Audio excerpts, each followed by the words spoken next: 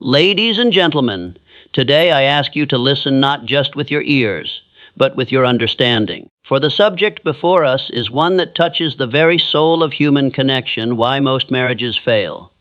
Marriage, at its best, is not just a union of two people. It is a spiritual alliance, a fortress of shared dreams, and a partnership forged in purpose. Yet too often, that fortress crumbles. Why? One of the most overlooked, yet most critical reasons why marriages fail is the absence of a definite, shared purpose. This isn't some abstract philosophical idea. It is a practical living principle. Without a clear, mutual direction, a marriage becomes like a ship lost at sea, floating, drifting, vulnerable to every storm, every tide, every passing current. No matter how luxurious the ship or how strong the sails, without a destination, it will go nowhere. And worse, it may crash upon unseen rocks. When two people come together in marriage, they must understand that love is only the beginning. Love is the spark, but purpose is the fuel. Love may bring two people to the altar, but it is shared purpose that keeps them walking forward when the glow of infatuation fades, when life grows complicated, and when challenges arise, as they always do. A marriage without purpose is often one where partners slowly begin to live parallel lives. They work their jobs, raise their children, and handle daily routines, but there is no unifying vision pulling them forward. They begin to ask quietly, "What are we doing all this for?" And because there is no answer, dissatisfaction creeps in like a shadow. Communication becomes stale. Intimacy fades. Resentment brews. Not because of a single betrayal or failure, but because of this silent, aching lack of direction. A couple must ask themselves early and often, what is the life we want to build? Not just, where will we live? Or how many kids will we have? But deeper questions, what values do we live by? What kind of legacy do we want to leave? How do we define success, not as individuals, but as a unit? Purpose gives meaning to sacrifice. When a man works late into the night, or when a woman sets aside her personal ambitions to support the family, or vice versa, it is purpose that turns that sacrifice into fulfillment rather than resentment. When goals are shared and clearly defined, even struggle becomes sacred. The hard days become investments, not burdens. When there is no definite purpose, however, even comfort becomes empty. A beautiful home, a full bank account, well-dressed children, all can feel meaningless when there is no why uniting it all. And let us be clear, this purpose must be mutual. One partner cannot carry the vision alone. If only one person is dreaming while the other is drifting, the result will eventually be imbalance, fatigue, and emotional detachment. Two must walk together with eyes set on the same horizon. Purpose aligns priorities. It prevents petty arguments from becoming permanent divides.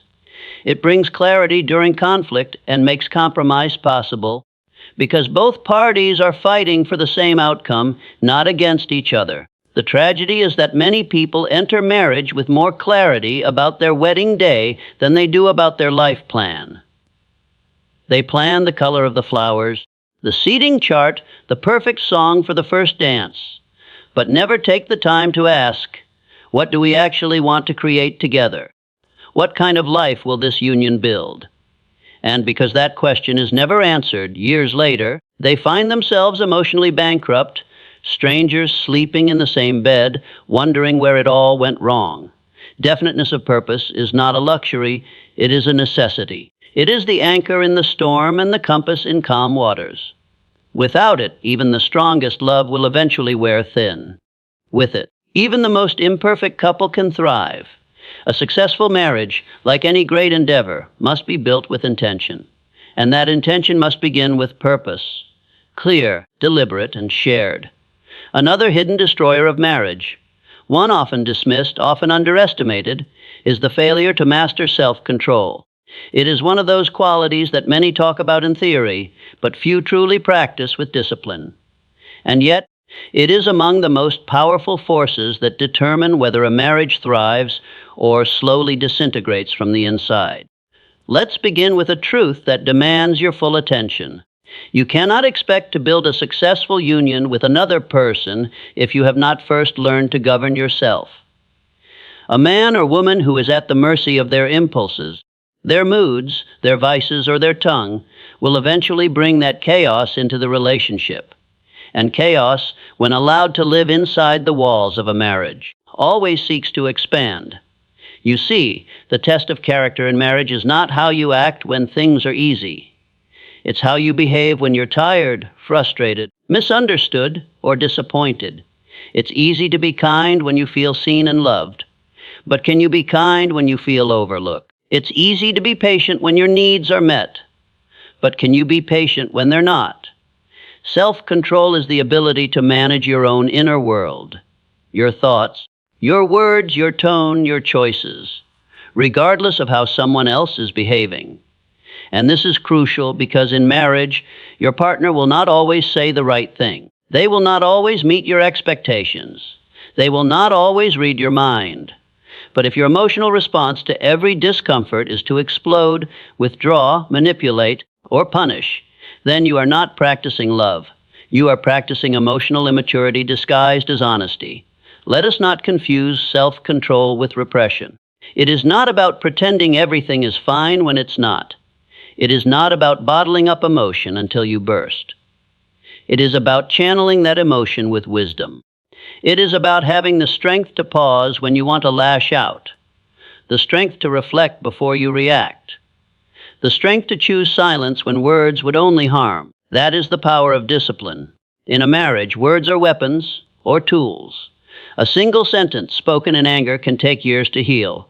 A sarcastic remark, a raised voice, a contemptuous glare, these are not just how I am. They are choices.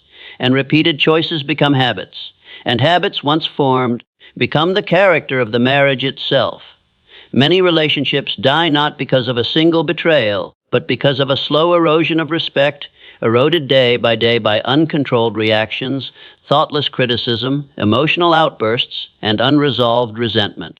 A person who does not control themselves will eventually try to control their partner instead. And that is the birthplace of manipulation, dominance, emotional punishment, and fear. None of those can coexist with love. Now, let's go deeper. Self-control is not just about anger. It's also about desire. Many marriages crumble because one or both partners cannot master their appetites for attention, for validation, for pleasure outside the marriage. Infidelity, addiction, dishonesty, these are not merely mistakes. They are lapses in self-mastery. And unless those patterns are corrected at the root, they will repeat themselves no matter how many second chances are given. Let us also recognize that self-control is not something you either have or don't have. It is a muscle. It can be trained. It must be trained. And marriage, more than any other relationship, will give you countless opportunities to strengthen it, if you are humble enough to do the work. Discipline is not restriction. It is liberation. Because when you master yourself, you are no longer a slave to mood swings, emotional triggers, or fleeting temptations.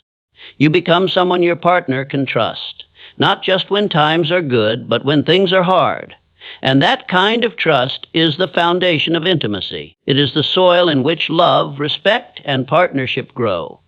To build a lasting marriage, each partner must make the silent commitment.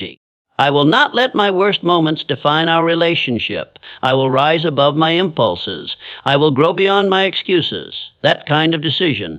The quiet, daily discipline of mastering oneself is not always noticed, but it is always felt. It brings peace where there could be tension. It brings healing where there could be hurt. It builds strength where there could be struggle. Mastering self-control is not just about becoming a better spouse. It is about becoming a better human being. And that is the kind of person who not only keeps a marriage alive, but makes it something extraordinary. A marriage cannot thrive in silence, not real silence, not the silence that hides hurt, withholds truth, or avoids difficult conversations. One of the most underestimated reasons why so many marriages collapse is the fundamental misunderstanding of the power of communication. People often believe that communication is simply about talking, but anyone can speak. Real communication is not noise. It is the deliberate act of creating understanding, and without it, even the most loving intentions can be lost in translation. Communication in marriage is not merely about logistics. Who's picking up the kids? What's for dinner when the bills are due? That is survival talk. Necessary, yes, but it does not nourish the emotional bond between two people. The real power of communication lies in its ability to build connection, reveal inner worlds, and strengthen the invisible threads of trust, vulnerability, and emotional safety. So many relationships suffer because the words that need to be said are left unspoken. Appreciation is assumed, not expressed. Forgiveness is delayed, not offered. Needs are swallowed, not shared. Resentment builds in the quiet corners where honest conversation should have lived. And soon partners begin to feel unknown, unseen, unheard. Not because love has disappeared, but because communication has. You cannot grow close to someone who does not understand what you feel. And they cannot understand what you feel if you do not have the courage or the clarity to tell them. A couple may live under the same roof, share meals, raise children, sleep in the same bed, and yet emotionally live on opposite ends of a vast unspoken distance. But communication is not only about expressing your thoughts. It is about listening, and not just listening to reply, but listening to understand. Listening with patience, with full attention, with the humility to accept that your partner's experience is real, even if it's not your own. When a person speaks their heart and feels dismissed, corrected, or invalidated, they begin to shut down. And every time they shut down, a wall is built. Brick by moment, those walls become emotional prisons. Let us also acknowledge that tone matters. Timing matters. Intention matters. It is not just what you say, but how you say it. A truth spoken in love will heal. The same truth spoken in anger or sarcasm will wound. Harsh words spoken in a moment of frustration can leave scars that last longer than we imagine. And sometimes, silence itself can scream louder than any insult. The tragedy is that many couples do not even realize they're failing at communication because they are still talking. But talking without depth, without honesty, without emotional presence is not communication. It's noise. And over time, that noise turns into static, until one or both people tune out altogether. To communicate well is to build a bridge, brick by brick, word by word, moment by moment. That bridge must be strong enough to carry truth, no matter how uncomfortable, and gentle enough to carry emotion, no matter how raw. It must be maintained with intentionality. It must be walked across often, and it must be protected from erosion. The erosion of sarcasm, assumptions, passive aggressiveness, and unspoken resentment. When couples take the time to truly communicate, they create a space where both people feel safe. Safe to be honest, safe to be imperfect, safe to grow. And when that kind of safety exists, love has room to flourish even in the middle of storms. Communication is not a skill you master once. It is a lifelong practice. It must be refined, adapted, deepened as the relationship evolves. What worked in the first year of marriage may not work in the 10th. As you grow, your language must grow with you. A marriage that lacks real communication will always be vulnerable. Vulnerable to misunderstandings, to assumptions, to emotional distance. But a marriage where communication is honored and prioritized becomes nearly unbreakable. Not because there are no problems, but because the problems are faced together, honestly, openly, and with compassion. To truly communicate is to say, I see you, I hear you, I want to understand you, and I want you to understand me. That simple intention, carried out with care, can rescue even a relationship on the edge, because words, when used with wisdom, are not just tools. They are medicine. Too many marriages fail not because love disappears, but because people stop showing up when it gets hard. They stop trying. They stop fighting. Not with each other, but for each other. They confuse difficulty with dysfunction, struggle with failure, and discomfort with incompatibility. And so, when storms come, and they always do, one or both partners begin looking for the exit instead of reinforcing the foundation. It must be said clearly and without apology. The marriage will test you. It will test your patience, your pride, your expectations, your endurance. It will reveal your weaknesses, your wounds, and the hidden corners of your character. And this is not a design flaw. It is the nature of intimacy. Because any relationship that brings you close enough to truly be seen will inevitably challenge the parts of you that would otherwise remain untouched. The problem is that many people enter marriage with a fantasy, not a plan. They imagine a life of harmony, romance, ease, and when reality demands sacrifice, resilience, and compromise, they believe something must be wrong. But struggle is not a signal to quit. Struggle is a signal to deepen your roots, to grow stronger, to lean in rather than pull away. In the same way that the strongest trees grow in the fiercest winds, the strongest marriages are forged not in the comfort of spring, but in the storms of winter. It is in the conflict, in the misunderstandings, in the nights when you're not sure what tomorrow holds, that the real work is done. That's where trust is tested.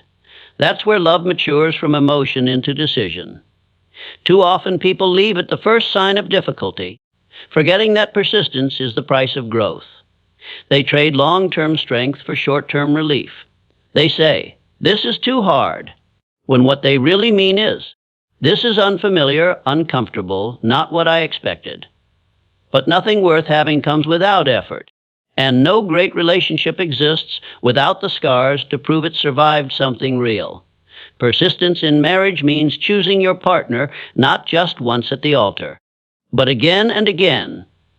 When you're tired, when you're frustrated, when you're misunderstood, when you feel distant, when life throws its worst at both of you.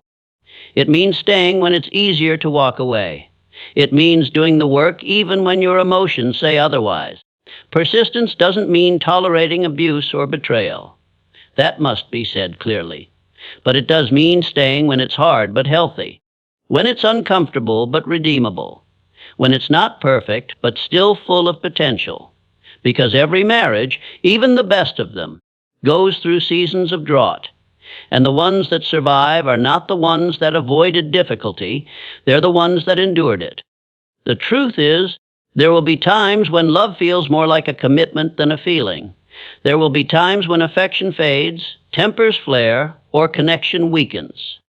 In those moments, you must remember this is not the end. This is the test.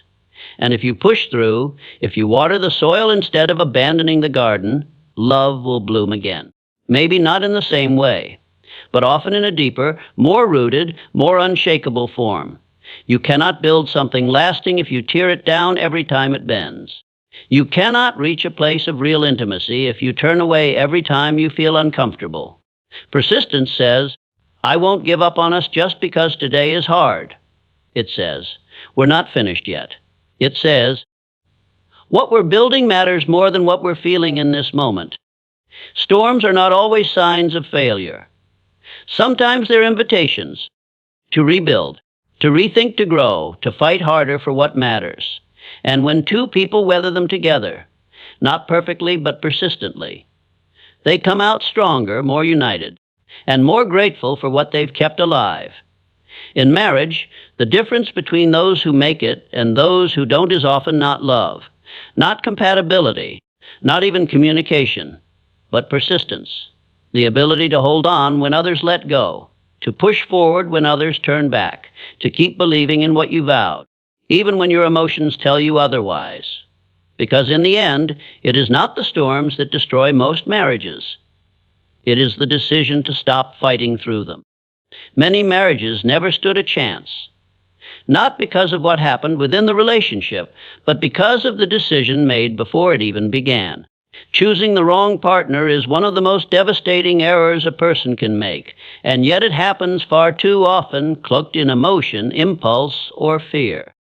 It happens when people are more in love with the idea of marriage than the reality of who they're marrying. This mistake is rarely made consciously.